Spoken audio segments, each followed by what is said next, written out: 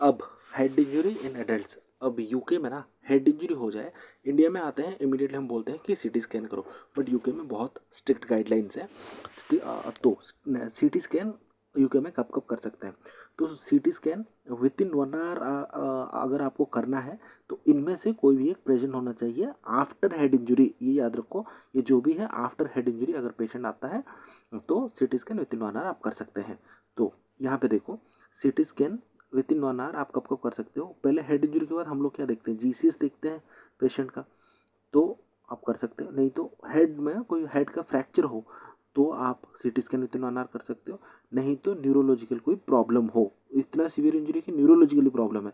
Neurological problem मतलब क्या क्या, जैसे कि हेमीप्लेजिया, पैराप्लेजिया, नहीं तो फेशियल पैरालिसिस, ऐसा कुछ भी आपके पास हो तो आप कर सकते हो। इस न्यूरोलॉजिकल प्रॉब्लम में सीजर्स भी आ सकते हैं, वोमिटिंग नहीं आएगा बट सीजर्स आ सकते हैं। तो जीसीएस, फ्रैक्चर और न्यूरोलॉजिकल प्रॉब्लम में आप CT scan with in 1 our कर सकते हो। आप जीसीएस क्या होता है, E4, ऊपर देखो, जीसीएस क्या होता है, EVM 456, टोटल स्कोर 15 होता है। हेड इंजरी में अगर 13 to 15 स्कोर है तो माइल्ड हेड इंजरी है, 9 to 12 है तो मॉडरेट हेड इंजरी है, बट अगर लेस देन 8 है तो सीवियर हेड इंजरी है विच इज़ कोमा। ठीक है। अब तो इनिशियल असेसमेंट में अगर हेड इंजरी के बाद पेशेंट का आपको जीसीएस लेस देन 13 आ रहा है तो आप एक काम करो, सीटी स्कैन कर सकते हो।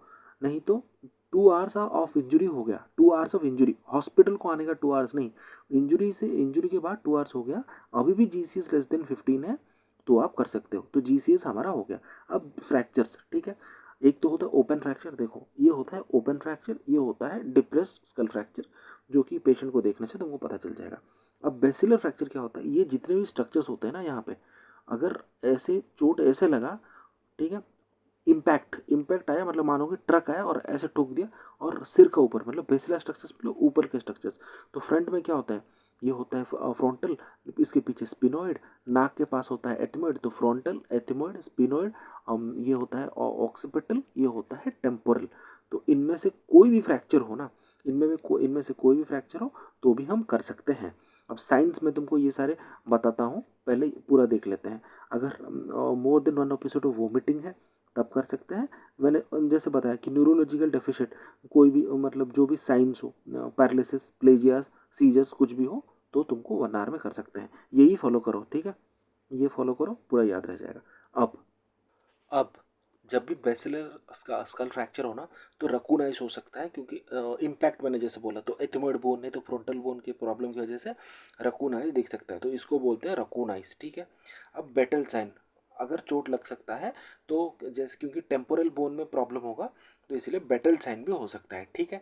अब ये इसको कैसे याद रखना है, मान लो कि जैसे तुम हो, नहीं तो तुम्हारी सिस्टर है, तुम you are listening from someone and you are telling to और किसी को भी तुम बोल रहे हो, तो वो दोनों पर्सन के बीच में बैटल हो रहा है, तो इसीलिए रकोनाइज, बैटल साइन और हीमोटिम्प और थर्ड है हीमोटिम्पैनम। अभी देखो टिम्पैनम मतलब, हीमो मतलब ब्लड इन टिम्पैनिक मेम्ब्रेन, ये होता है आउटर ईयर, ये होता है इनर ईयर, मतलब ईयर ड्रम या टिम्पैनिक मेम्ब्रेन इसको बोलते हैं, जहाँ से मिडिल ईयर स्टार्ट होता है। तो अभी क्या होगा ना, यहाँ से ब्लीडिंग होगा चोट की वजह से और मिडिल ईयर में कलेक्ट हो जाएगा, तो ब्लड इन टिम्पैनिक मेम्ब्रेन। तो ये सब साइंस है। अगर बेसिलर स्कल फ्रैक्चर होता है, एक तो है रकूनाइज और दूसरा है बेटल साइन और तीसरा है हीमोटिम्पैनम, और कभी कभी CSF राइनोरिया, मतलब नोज से CSF निकल सकता है अगर सीवियर चोट लग जाए तो। ठीक है। अब CT स्कैन 8 आवर्स तक कब करना, मतलब CT scan should be done within 8 hours if the age is greater than 65 years and head injury की वजह से द पर्सन हैज फॉरगेटन मतलब लास्ट 30 मिनट्स में is not able to remember anything, so retrograde amnesia for 30 minutes.